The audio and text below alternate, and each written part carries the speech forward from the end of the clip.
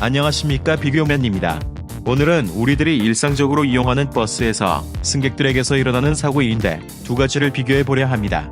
첫 번째는 미국 라스베가스에서 일어난 사건입니다.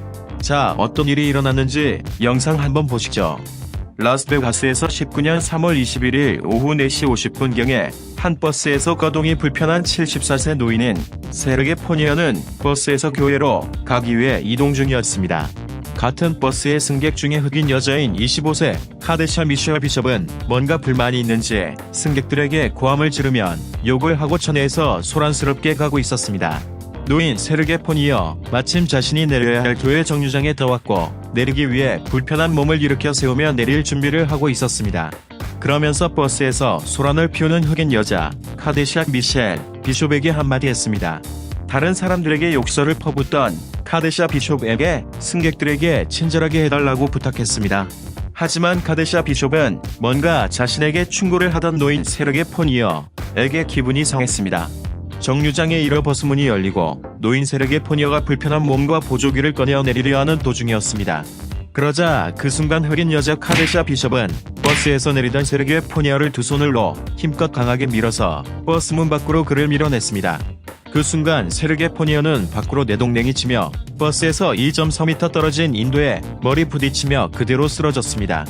그러면서 카데샤 비숍은 한마디 하면서 당신이 빨리 내리는 게 승객들에게 더 도움이 될 것이다라며 한마디 했습니다. 그대로 쓰러진 세르게 포니어를 내버려두고 그녀는 포니어에게 도움도 주지 않고 버스를 타고 가서 자신의 목적지에 자신의 아들과 함께 가버렸습니다. 쓰러진 세르게 포니어는 머리를 심하게 부딪혀서 병원에서 고통으로 입원하다가 한 달 뒤 4월 20일경에 사망했습니다. 그 후 병원에서 클라크 카운티 검시관은 4월 23일 버스 부상에서 비롯된 살인이라고 판결했습니다.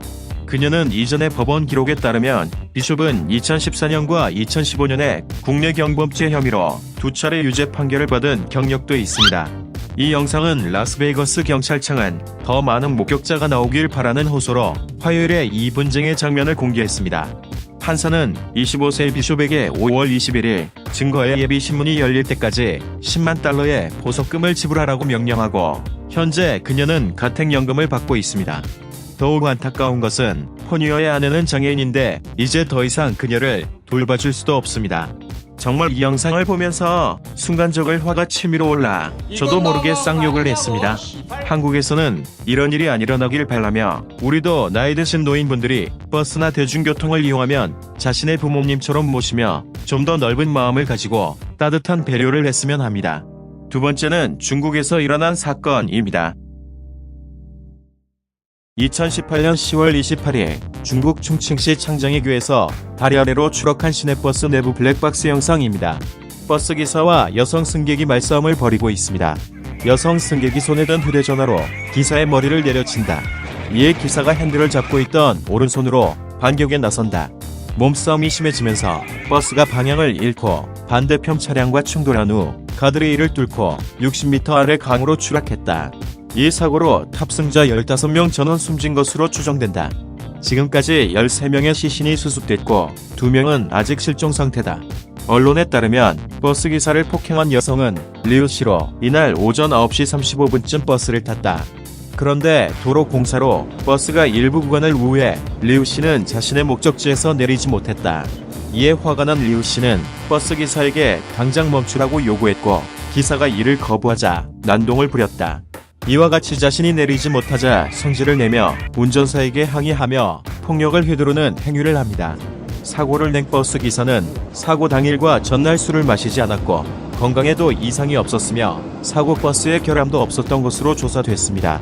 충칭경찰은 또 인근 승용차에서 버스가 마주오던 차량과 충돌한 뒤가드레일을 뚫고 중국 남서부 주요 방인 양쯔강으로 추락하는 장면이 담긴 게시캠 영상을 올렸다.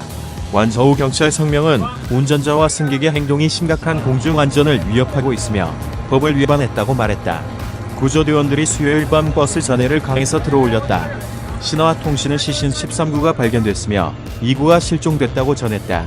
이 사건을 보면 개인의 불편을 다수가 이용하는 버스에서 그것도 운전자를 상대로 화풀이를 한 결과인데 아마 그 화풀이한 승객도 사망했으리라 생각됩니다.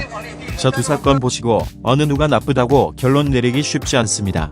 다만 저의 개인적인 의견으로는 미국에서 일어나 고의로 사람을 밀어 사망케 한 그 여자가 더욱 분노하게 만듭니다. 그래서 오늘은 두 가지를 비교해봤고 다음에는 더 재미있는 내용을 가지고 저 비교맨은 여러분의 흥미를 풀어나가겠습니다. 시청해주셔서 감사합니다.